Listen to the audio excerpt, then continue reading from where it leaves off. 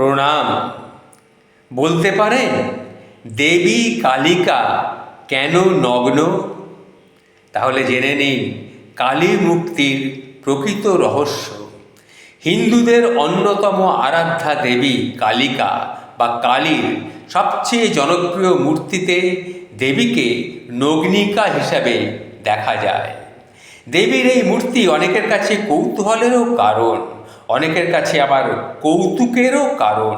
সেক্ষেত্রে এই দেবী রূপের প্রকৃত তাৎপর্য জানা অত্যন্ত গুরুত্বপূর্ণ।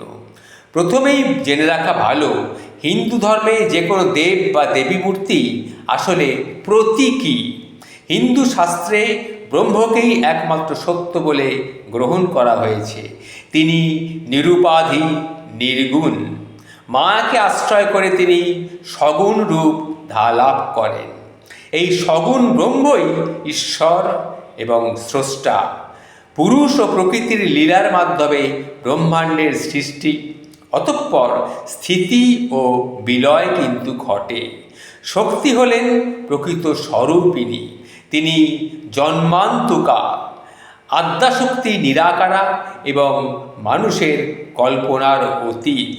কিন্তু ভক্তের সুবিধার্থে তাকে মানুষের ইন্দ্রিয়বদ্ধ রূপে কল্পনা করা হয়ে থাকে।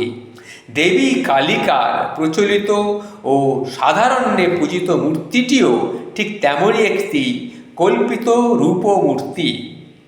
এই রূপকল্পনার বিশেষ শাস্ত্রীয় একটা তাৎপর্যও কিন্তু রয়েছে। তার মূর্তির প্রতিটি অংশই গভীর প্রতীকী, অর্থসম্পন্ন। কী রকম সেই অর্থ? সংক্ষেপে একটু জেনে নেওয়া যাক। 1. দেবীর মাথায় কালো চুলের ঢল। তার এই মুক্ত কেশ তার বৈরাগ্যের প্রতীক। তিনি জ্ঞানের দ্বারা লৌকিক মায়ার বন্ধন ছেদন করছেন, তাই তিনি চির বৈরাগ্যময়ী। 2. দেবীর গায়ের রং কালো। আসলে তিনি যে কোনো বর্ণেরই অতীত, আর কালো রং সকল বর্ণের অনুপস্থিতির প্রতীক। কখনো দেবীকে গাঢ় নীল বর্ণের রূপেও কল্পনা করা হয়। তিনি গাঢ় নীল আকাশের মতোই অসীম। তার নীল গাত্রবর্ণ সেই গগনসম অসীমতার ঐতিহ্যবাহী। 3. তিনি ত্রিনয়ন সম্পন্না। এই ত্রিনয়ন হল গিয়ে সূর্য, চন্দ্র এবং অগ্নির ন্যায় রূপ, অন্ধকার এবং বিনাশকারী। এই ত্রিনয়নের মাধ্যমে দেবী যেমন অতীত, বর্তমান, ভবিষ্যৎ দর্শন করেন, তেমনি প্রত্যক্ষ করেন সত্য, শিব এবং সুন্দরকে, অর্থাৎ বৃহত্তর অর্থে সৃষ্টি, স্থিতি ও প্রলয়কে তিনি প্রতিনিয়ত দর্শন করেন। 4. দেবী সাদা দাঁতের দ্বারা নিজের রক্তবর্ণ জিহ্বাকে কামড়ে ধরে রয়েছেন। লাল রং রজগুণের এবং সাদা রং সত্ত্বগুণের প্রতীক। দাঁতের দ্বারা জিহ্বাকে চেপে ধরে দেবী তার ভক্তকুলকে বোঝাতে চাইছেন, ত্যাগের দ্বারা ভোগকে দমন করো। 5. দেবী মুন্ডমালিনী। দেবীর গলায় রয়েছে মোট 50টি মুন্ডের মালা। এই মুন্ডগুলি 50টি বর্ণ, অর্থাৎ 14টি স্বরবর্ণ এবং 36টি ব্যঞ্জনবর্ণ বা বীজ মন্ত্রের প্রতীক। এই বীজ মন্ত্রই সৃষ্টির উৎস।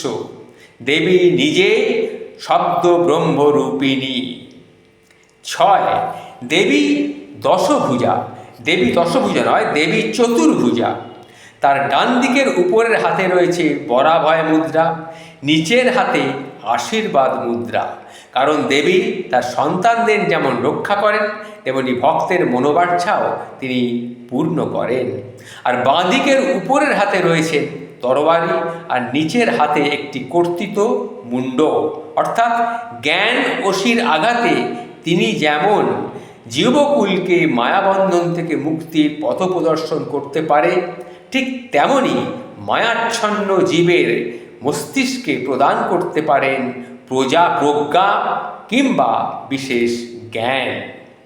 7, দেবীর কোমরে রয়েছে কর্তিত হাতের মেঘলা পরিস্থিতা। এই হাত কর্মের প্রতীক। মানুষের সমস্ত কর্মের ফলদাত্রী হলেন দেবী। জীবনচক্রের শেষে সমস্ত আত্মা স্বয়ং দেবীর অঙ্গীভূত হয় এবং পরে মাতৃজঠর থেকেই পুনরায় তাদের কর্মফল অনুসারে তারা জন্মলাভ করে। 8, দেবীর পদতলে শিব শায়িত থাকেন। শিব স্থিতি, দেবী গতি। শিব ব্রহ্ম চৈতন্য, দেবী ব্রহ্ম শক্তি। তাদের সম্মিলিত ব্যতীত সৃষ্টির উৎপত্তি সম্ভব নয়।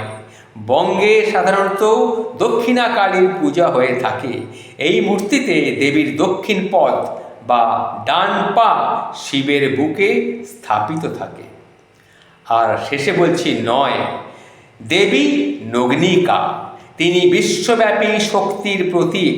তিনি অসীম। তিনি চিরশক্তিকে আবৃত করে এমন সাধ্য তার কোনো বস্ত্রের নেই যে কে দেবীকে আবৃত করতে পারে। এমন কোনো শক্তিই নেই। তিনি চিরশক্তিকে এমনভাবে আচ্ছন্ন করে রেখেছেন যে এমন কোনো বস্ত্র আজ অবধি তৈরি হয়নি যা দেবীকে আচ্ছাদন দিতে পারে।